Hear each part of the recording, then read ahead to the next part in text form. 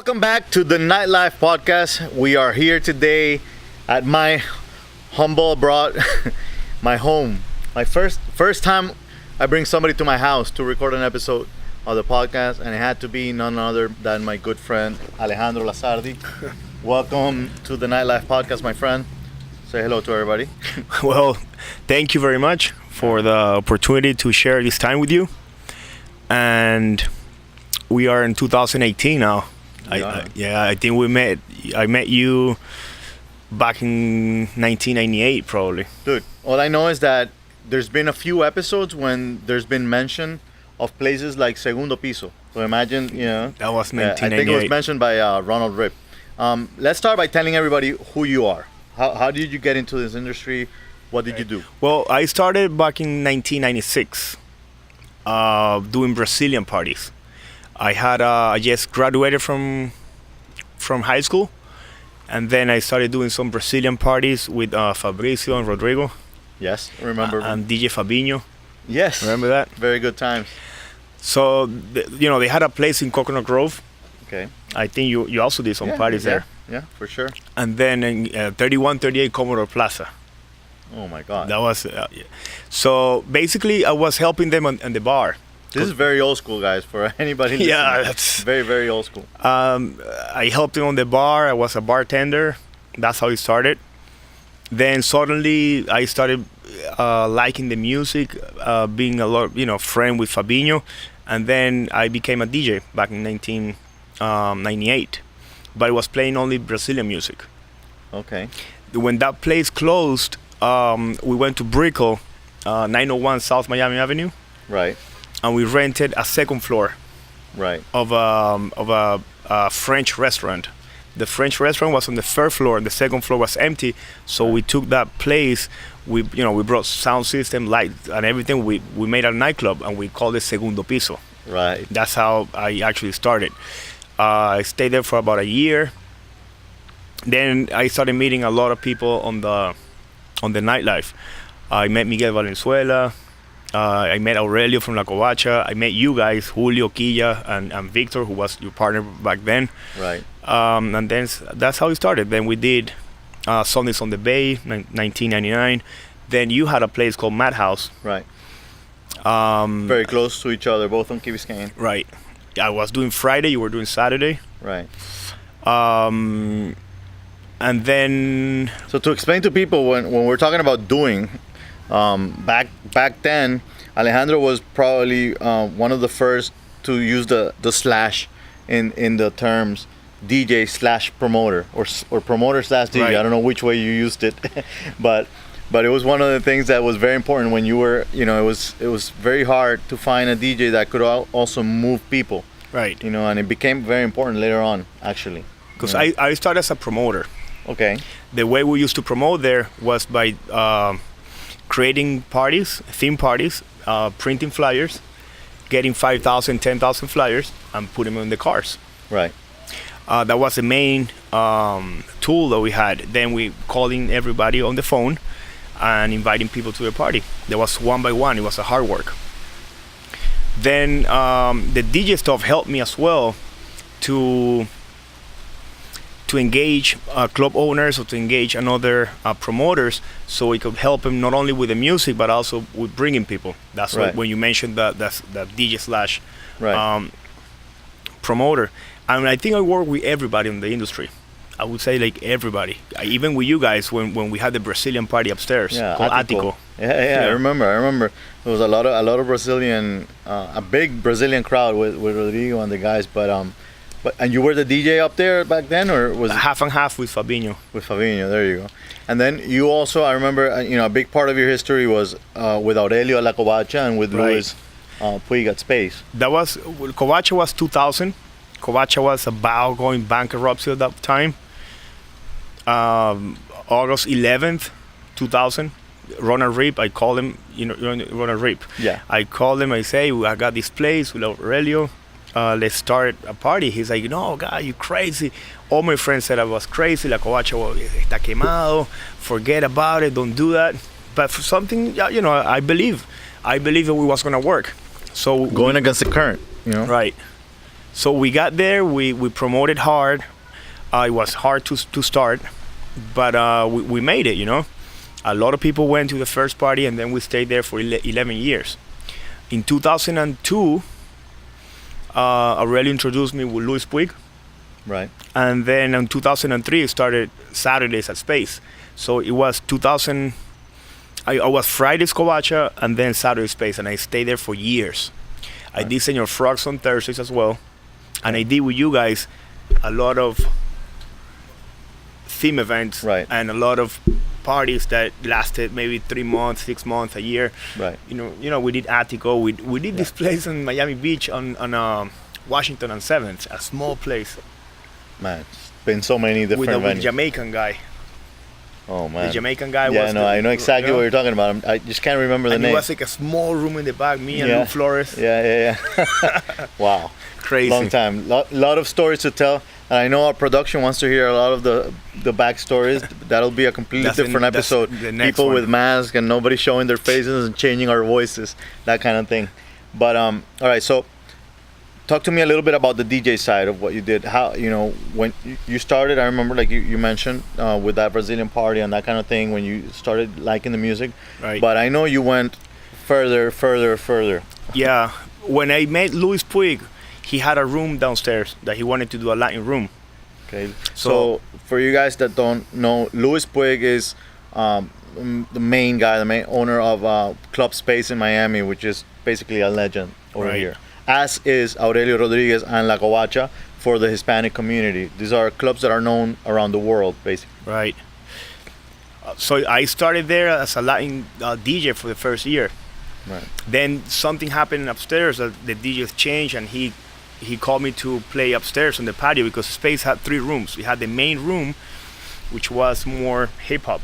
Right. He had a lounge room, what he wanted to do, Latin. And then the patio was after hours. Yeah, Latin room, we always got the smaller things. Yeah. Back then. But then they changed everything around. They did hip hop on the main room, and then upstairs they had a loft which was techno, and then house music on the terrace, and that's how I started playing there. And I did it maybe twice a month, sometimes 3 times a month, for 9 years in a row. Awesome. Until 2012. So it was from 2002 to 2012. When I got to Space, for some reason, that club opened the doors for me everywhere in the world. So I played, I would say, every country in South America. Right. Canada, Spain. I did Sweden. I did a couple more countries in Europe. I did Cape Town, South Africa, and I did Tokyo. Right. And everything was because of Space. But then the energy of that was very high. You know, you had to really be involved in everything. You had to be friends with the promoters. You got to be friends with the DJs. You have to be there. You got to be working basically 24/7, which I love that. I love to work, especially in that time. But then I started having kids. Right. And my... Yeah, he beat me to that game, by the way. My priorities... How many kids? Well, right now I have 3 block kids. My wife has 2. Right. And we're going for another one. So this is going to be my 4th block kid and 6 in total. Wow. So, yeah. So I always had my dreams, and I always wanted to follow my dreams. Have a soccer team? Is that what you're talking about? Yeah, I was a soccer coach. Yeah, I remember. So my dream was to become a traveling DJ. So that was my main dream, and I made it. But once I got there, I was like, wow, is this it? You know, I thought it was. But sometimes when you get a goal, you achieve the goal, and then you're like, oh. So you got to keep growing and growing and growing. And for me, to grow in the business was not fun anymore, because my priorities had changed. Right. My priority at that time was my family. So I wanted to do something where I could share more quality time with my family. Right. And not be involved so much on the nightlife, which now that I'm out, I've been 2 years without doing anything. Right. I have a lot of benefits because of being on the nightlife. Right. What kind of benefits are we talking about? For example, right now I have a business. It's called Miami Lunch. Yes. We do catering, and we do healthy food. Yes, And we have- I actually did a detox once. Yeah, and we have a really good product. It's a detox as well. It's a 3-day detox, but the main clientele, that's how the business started, and I'm sure that if it wasn't for the nightclub, I wouldn't make it. At least me, because the base of this business was everyone in the nightclub. All Right. my friends, all the promoters, all the DJs, everybody that I know, Right. they supported me when I started this business. Right. And now this business got its own path, and more people started coming, but Right. the base is all the nightclub. The knowledge of promoting, the knowledge Yeah, I of was marketing. gonna say the way that you're marketing the brand, the with the launches and the detox and everything is it goes hand in hand with what we've been doing for a lot of Right. years with the branding of the nightclubs and the Right. marketing side of the business. In the nightclub business, there's so much benefits. You get to know a lot of people. Mm-hmm.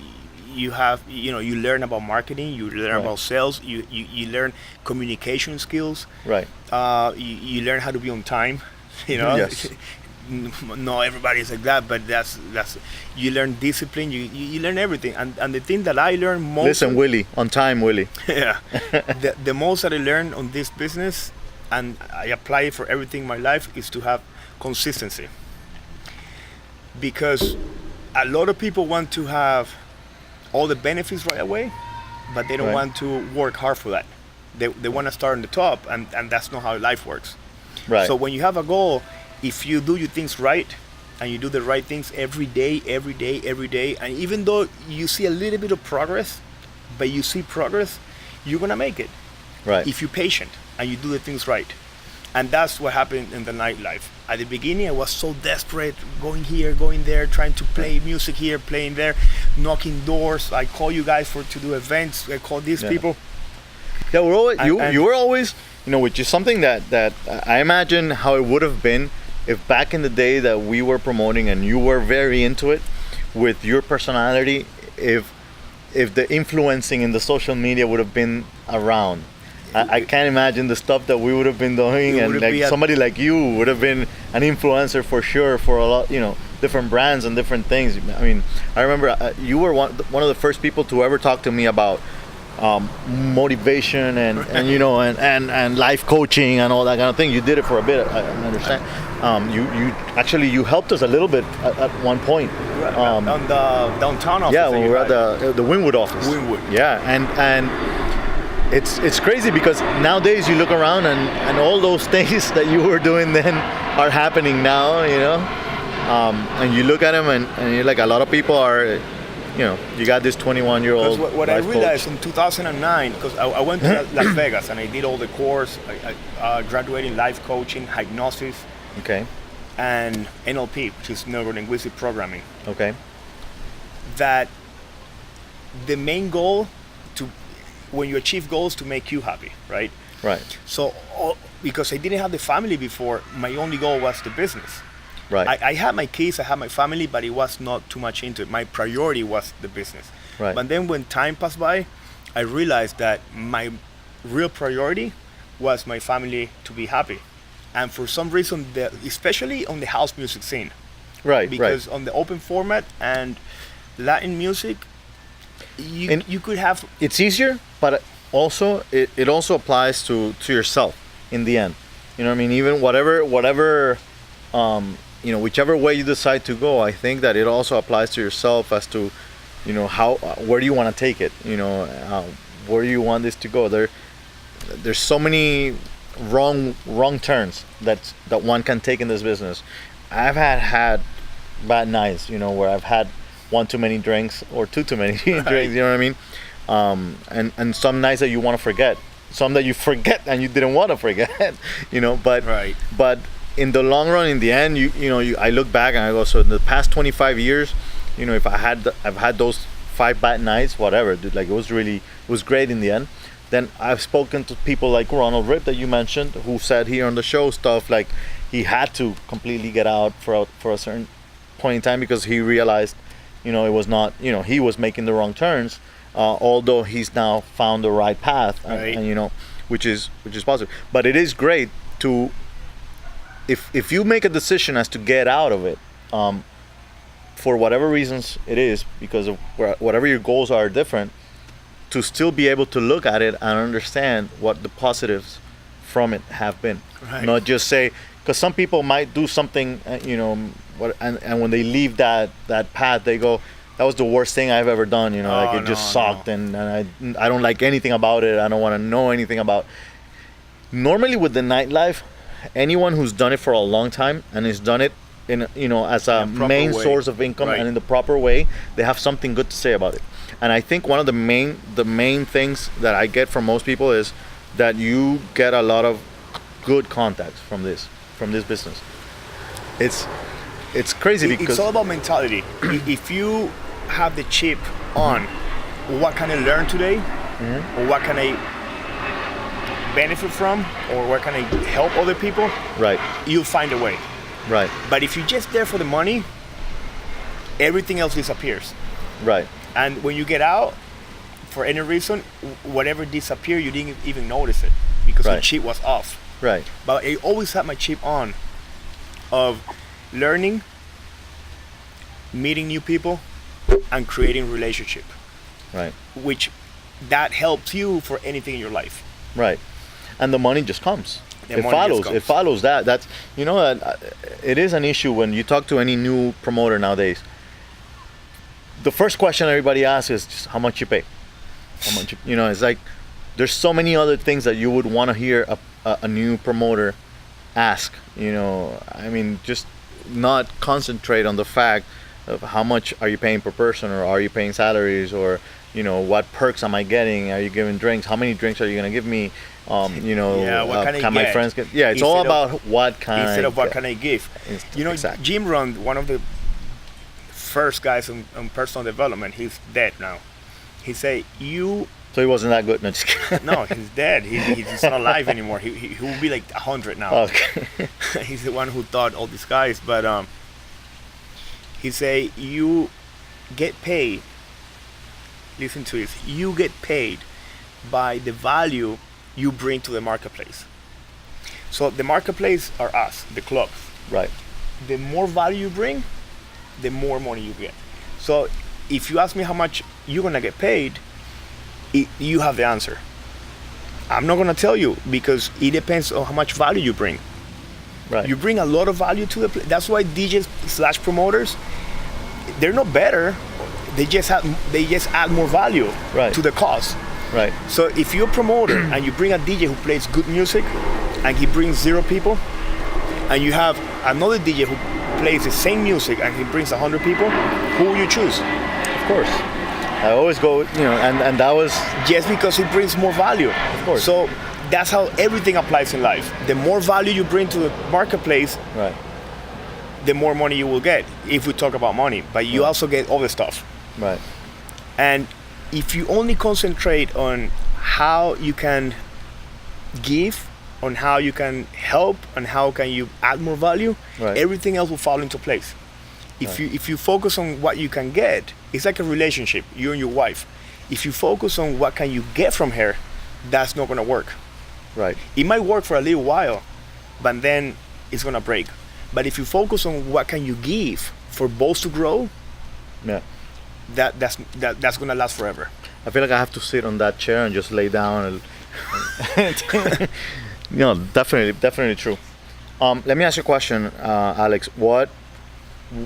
What kind of advice do you have for new promoters that are coming into the industry nowadays?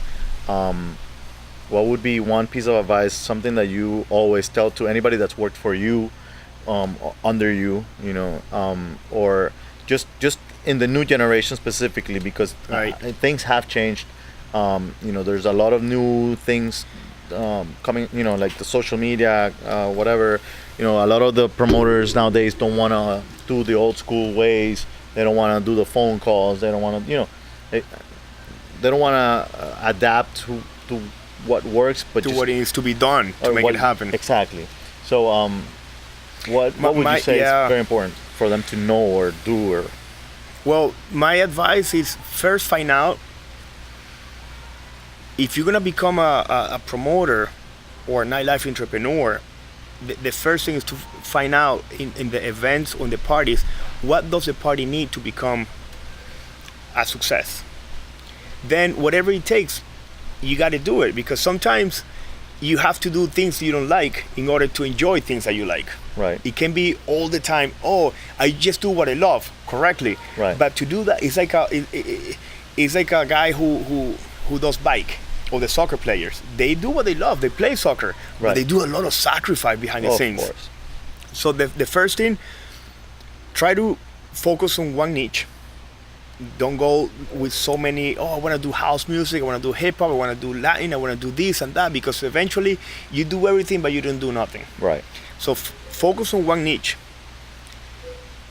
Be constant. Make a plan. Stick to the plan. If it doesn't work, find another way, but don't give up. Believe in yourself. Believe that it's going to work. Because if you don't believe it's going to work, you won't do the things. Right. And that will support. Yeah, you don't believe, you're not going to convince anybody else. Nobody. Right. And the fourth thing is, and I'm telling you this from my good and my bad, and my good experience, my bad experience, for everything.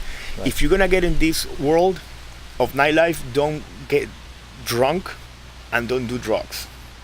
Right. Those four things in the long term will take you to success. Yeah, 100%. Stay off that path, for sure. For sure. Find out the niche, believe in yourself, and be patient. Drink responsibly. You can the have other part, shots and stuff. there's no responsible way. So that's what I would say. That's my main advice. All right, awesome. Well, I didn't ask you at the beginning of the show. What are your handles if people want to follow you nowadays, and maybe your new business? Yeah. You can find me at it's at Miami Lunch. It's just one word, at Miami Lunch. If you go to Facebook, Instagram, Twitter, it's all the same. That's easy. At Miami Lunch. I also have my DJ stuff, which is DJ Lazardi. Right. And my personal is Lazardi without the DJ. Right. And now, does that advice apply the same to DJs, or is there something different you would like to say to anyone who's thinking of venturing in that direction? For DJs, it's about the same, but DJs is 80% connections, 20% talent. Right. So basically, first find out what kind of music you love, so you can do it with passion. Focus on one niche, which is the same. Focus on one kind of music. Right. Second, make a plan of how you're gonna get there. Stick to the plan. But most important, don't do drugs and don't get drunk. That's for sure. Right. And then the last one, build relationships. Be friends and help people. Help other DJs to grow. Right. Because if you do it by yourself as a DJ, you're gonna get somewhere, but you're not gonna grow from that point. Right. But if you help other DJs, you help them to grow, you will grow a lot more and right. faster and longer. Right. So when I did when I did it for years, but it was like 5 years of gold. Let's call it like that. From 2000, like 6 years, from 2006 to 2012. Those 6 years was gold for me. Okay. And now that I notice those 6 years, my main way to grow was by helping other DJs. Giving. Doing other parties. Right. Hiring DJs just to help. I didn't need those DJs. Right. But it was helping them right. all the time. And they were coming. And you know that applies to anything. A lot of people ask me a lot of the time, what is the purpose of this show? Why are you doing this podcast? And when I tell them it's really about giving, I'm doing this for the new generation. This is about helping others. Most people are like, whatever, dude. Like, no, bro. And Julio has so much experience. When I started back in 1998, he was the first one here already. You had a club I remember too. You had Peppers in Kendall, yeah.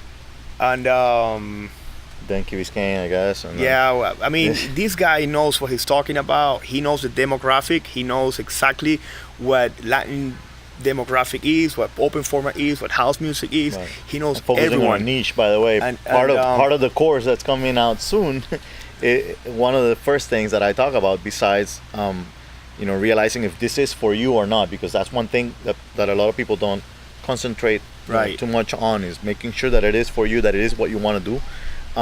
Is focusing on finding your niche, the right niche for you, not the one that you're happiest in, or if what you enjoy going out to or whatever. It's just the one that you're gonna be good at in general, and how to realize which one. If somebody can give you advice about the nightlife, it's this guy, Julio. Thank you. I remember on when you were doing Mia. Yeah. Because Biscayne. It was anniversary party for LMG, and they gave you a card. Okay. Remember that or not? Dude, it's a long time. It was like a thank you card. For you and Kia. Yeah. For helping so many people and for bringing those parties to Miami.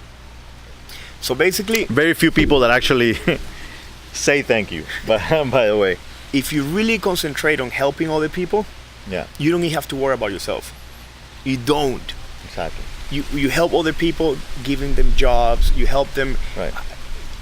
Growing, making them grow. By the way, if you're starting, that does not mean that you don't have anything to give. A lot of people also think that I'm just starting. How am I gonna help somebody else? Bro, there's always a way to help. Always. So just make sure that you always help. If you're always in that state of mind, and not only the DJ, if promoters have this mentality that they have to bring down everybody else, and that it's all competition, and how do I fuck this guy up, and how do I bring him down and make him, and like you have no idea. I have there's a story about somebody else that's my competition, who used to work with me, that a lot of people know, and here in Miami, you have no idea how many people talk about us and our stories, and they make up shit as that has never even happened, and we just listen and we're like, wow. It's crazy. Luis will show me the messages of other DJs saying, "Oh, I should be playing there instead of Lazardi." Yeah, imagine. Things like that. He will laugh. Yeah. And he's like, "Bro, I see you help all the DJs, and this guy talk behind you." Right. I don't understand that. Yeah. Say me either, but don't worry about it. But it's crazy. The bad thing is that it takes a long time, probably in most people's lives, to realize what giving is really about, and how it does, end up benefiting you also, whichever way, because in reality is the first benefit is the fact that when you do it, you realize, wow, that just feels different. It's that satisfaction. It's that satisfaction right away. But then, however the world works, because I cannot explain it, it just comes back. It comes back, and it's real, and people talk about it all the time. So listen, if two old fucks sitting right here are telling you to listen and to just do good, it'll come back to you. It is what it is. See it this way. Let's say you have a club. Yeah.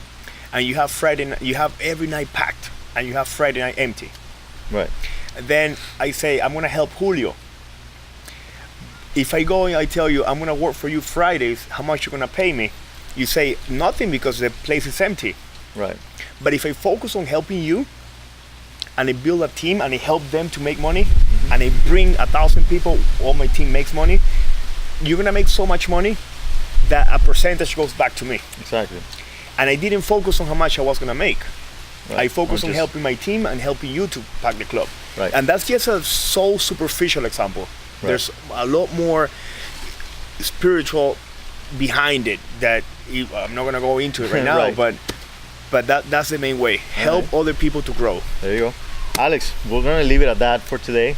And I want to thank you again for coming. Thank you. I know there's a lot you have to say, and you'll probably be back on a different seat, but on the show at some point. But thank you again. You guys got to go follow Miami Lunch. If you're here in Miami, go order it. Do a detox. You find me at The Nightlife Entrepreneur on Instagram.